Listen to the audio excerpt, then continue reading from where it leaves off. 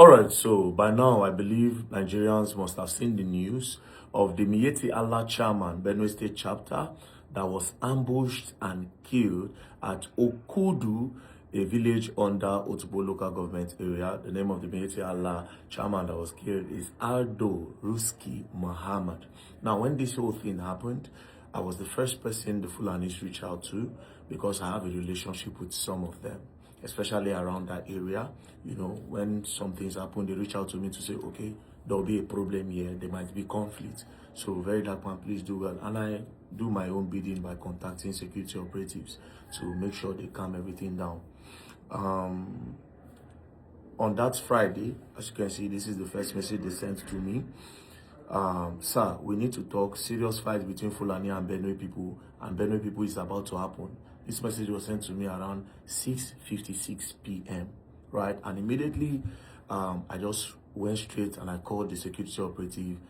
Of course, they didn't know what was happening, and I told them, oh, you have to move into Benue, else there might be a reprisal attack and there will be a lot of bloodshed. So the first thing was to stop that from happening, which... So I've alerted now, and they'll go after the people that killed the Miyetti Allah leader so that they can stop the killing. I don't know why they will go and do that. These people cause a lot of problems. Why would you go and do that when you know that there will be reprisal? You understand why? Please, I'll get back to you. Please, I beg, just help me, please. Successfully happened thanks to the security operative that stepped in. Now, why am I coming online with this? Because things like this, it needs to be put out there so that the people, the leaders in Benue will know how to talk to their boys and to control the problems that might possibly happen and the future problems. You know, things like this. You will just hear now say they just come, they just unalive 200 people, 300 people. Things like this is usually the genesis of the problem. Now, what happened to this man? Before this thing happened, this man was unalive on the 26th. That was when they ambushed him at Ukudu and they unalived him. Before this, on the 11th of June 2026, his first son Idris, and some of his friends, they were going to the car park. They were traveling to Onitsha. They were going to the car park, and then they were like found the bike. Then some people stopped them, and they stopped them and they said they were raising hand to stop them. So he told the driver that somebody is stopping you. What if there's danger ahead? Stop the bike. So they stopped the bike, and when they stopped the bike, unfortunately for them, they were ambushed. They were beaten mercilessly, and as a result of that, one of them actually lost his life. Yeah, I think he lost his life as a result of that. So when the whole thing happened, this Miyetti Allah chairman that was unalive, he was not even in the vicinity. He stays inside Makurdi town. So his son called him and said, Dad, look at what happened. So that was why he now put a call across. Then the local government chairman now called for a meeting. He called for a meeting. They went there for the meeting. They apologized that they were going to fish out the boys that ambushed them. At the end of the day, they said they were going to take care of the Fulanis that were beaten up, that they would go and take care of their hospital bills and everything. And the one that died, they apologized that they were going to mount an investigation on the matter. At the end of the day, they paid 1.2 million naira for everything. The community paid the Fulanis the amount and they left. Then on this 26th, according to what they told me, that the DPO called and said there is a meeting, that this chairman should come for a meeting. And as the chairman came for the meeting, the DPO told him that before he came, he said, the local government chairman, the ruler of the land, and some prominent people want to do a meeting with you because of some other, so that we can avert all these problems from occurring again. That when his father went there, he asked the DPO, that DPO, where is the local government chairman? DPO said, local government chairman, no day. He said, what about the other ruler? I said, but why did you now call me? The DPO said that Fulani was entering people's farms to destroy their crop. He said, yes, this is something that you can call me on the phone. I can easily call the Fulani leader there to stop this and bring all those people to book and to make sure they pay for damages. You didn't need to call me all the way to come. He now said, he said, according to them, that the DPO then told them that there's another, that anytime there's a problem in that community and their crops are being scattered, that they want to reach out to that leader in that area, but they are scared to go to where the Fulanis are. Then the chairman told him that there's no problem. I can arrange a meeting with the community and them so that they can easily have a relationship. Let them have a relationship and there's no problem. Then the father now went further to tell the DPO that, DPO, that people that their farm was affected, since I'm here, call them out. Let me speak to them. Right? Call them out. I want to talk to them. That the DPO now said, there's no problem. That is just going to give them a week. It's going to give the chairman a week that they will sort it out. But if the cows eating of crop occurs again, that then he cannot call him back so that he can meet the people. Fine. That was how he moved. And as he was going from Ohimini, Abi Onimihi, from there, the DPO division, sorry, I don't want to mix Ohimini local government. That was where the meeting was at. So around 2 p.m. as he was leaving, next thing they saw a pickup truck, like a Hilux, by the side. His boys went before him. He came with some other Fulanis. They left. So those Fulanis saw that Hilux, but they didn't pay attention to it. It was vigilante, and they left.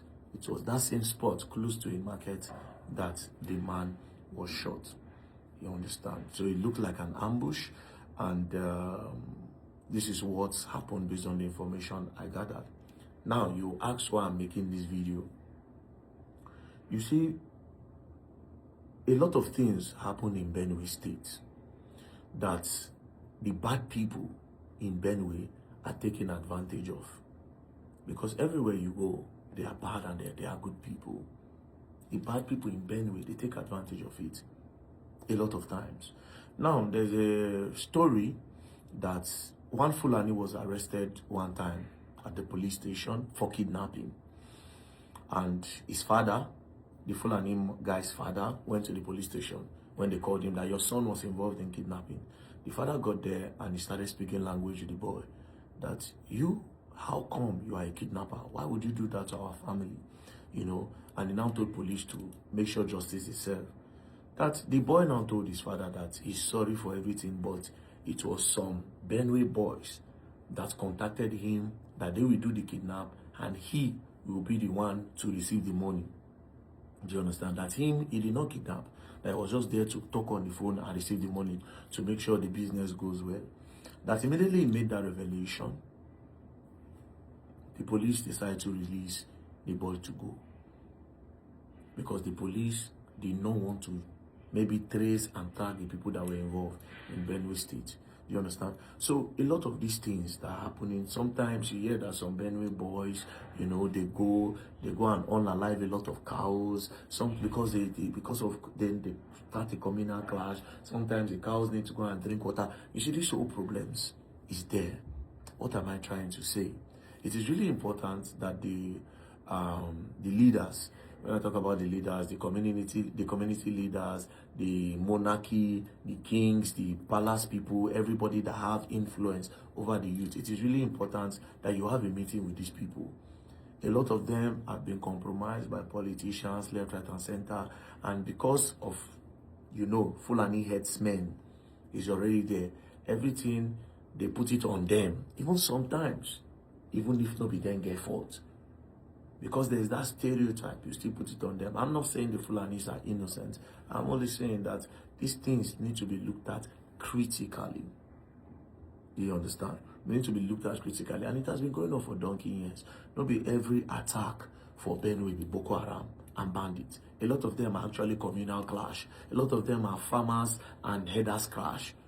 Do you understand? A lot of them are farmers and herders clash, which the government are supposed to by now regulated the whole thing.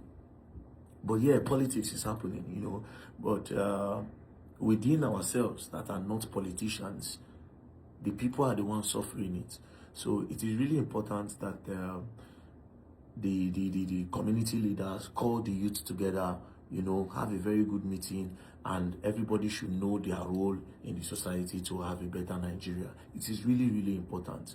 You understand? As I speak now, I've tried my best. I've spoken to the Fulanis, I've spoken to them. I've told them they believe in me. They trust me very well. We talk a lot about a lot of things, I've spoken to them. They said, yes, police have made some arrests. He even appreciated me. He said, oh, thank you very much that the police have made some arrests. At least that's going to calm the tension down, because at the end of the day, this is a very prominent leader, a Miyetti Allah chairman. And I've heard the man speak before. I've heard that man speak before. Like, this is a video. Kuma har yanzu ba wani mataki wanda gwamnati ya dauka. Kuma a ce mu Fulani in mun tashi za mu yi ma in mun ga abin da ya fi kafin mu in mu yi report ba a dauka ba in Fulani kaɗan sun ce su ba su yadda ba in sun je sun taɓa waɗansu mutane kaɗan a ce wai dukkan mu Fulani wai ta'addan ne. Mutane wanda suke tare mu suna kace mu su ba ta'adda ba ne. Yanzu akwai Fulani wanda zai iya kace ya duki mutum ya ɗauki mutane ya kai su police station ya je aje su kawai ya tafi ya bi su har ɗaya ranci ya risu har ɗaya don azaba duka da takawa ya kawo mutuwanci kuma a bashi a wajen a gaban ɗan sanda. Kuma a ce Najeriya ana so mu zauna lafiya, kuma a ce Najeriya wai kar wani ya ɗauka doka a hannunci. In ba a so wani ya ɗauka doka a hannunci, to hukuma su tashi su yi aiki. Wallahi in ba su yin aiki, ba abin da zai hana mu ɗauka doka a hannunmu. Ba abin da zai hana mu, sai dai a yi abin da za a yi mamu. In za a zo a kace mu ko a zo a kama mu sai dai a kama mu. Wallahi in hukuma ba sa ɗauka su kama mutane wanda suka yi mamu, mu ba za mu yadda ba. Rai ne. Kowane rai, kowa yana so dan uwanci kuma kowa yana so yaro shi. Kuma rai guda ɗaya ne, ran da aka cire maka rai an cire maka rai kenan. Sai dai in akwai wani wanda zai gaje ka, in baka da wanda zai gaje ka kuma ka tafi kenan. Saboda haka na yi wannan magana ya shiga kunnen chairman na local government, ya kira DPO, kuma zan ɗauka mataki na hukuma, zan kai ƙara kuma zan yi daidai abinda hukuma yana so a yi. Amma in mutanen nan ba su tashi ba, in mutanen nan Allah ya sa su ne ajalinsu kuma ba a kama kowa ba, to mu ba wawaye na bane, mu ma muna son rai. Abinda zan faɗa kenan, magana wanda zan faɗa, Allah ya sa magana na ya shiga kunnen ciyaman. Salamu alaikum. This video, it was calling the attention of the government on the insecurity, talking about a lot. You get your Hausa friends to interpret. You understand? So you can say from this video, you see that the man is a peaceful man. I know there's already a stereotype on the Fulanis, but you cannot say they are all. He's saying, because that will be a very bad judge of character. You understand? So please, we really need to contribute. Everybody needs to contribute together for the security of this country. You understand? And to all those youths where we say, una don't they use Fulani name, they do all this kidnapping, banditry, insecurity issues, leveraging on it to make money out of it and all that. Una go learn, and una go learn the hard way with time. You understand? Because they come for a lot of now. And to all the Fulanis as well, where they follow, they do all these things. Time they come. They are coming for everybody. When I mean we, collectively. Not besides I get one kind of big power, collectively. Nigerians are coming towards that direction where we start looking at the problems for what they are and stop stereotyping and generalizing. Thank you very much. Peace.